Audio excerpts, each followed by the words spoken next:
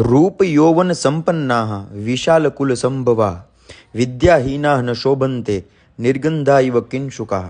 અર્થાત સારું રૂપ, યુવાવસ્થા અને ઉચ્ચ કુળમાં જન્મ લેવા માત્રથી કંઈ નથી થતું.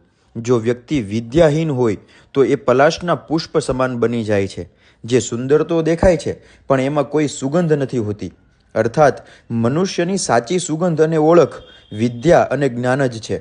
આજરોજ અશ્વનીકુમાર વિસ્તારમાં આવેલા વૈદ્યરાજ મહાદેવના સાનિધ્યમાં બ્રાહ્મણો દ્વારા યજમાનના જીવનમાં ચાલી રહેલી સમસ્યાના સમાધાન માટે થયેલું પૂજા વિધિનું કર્મ.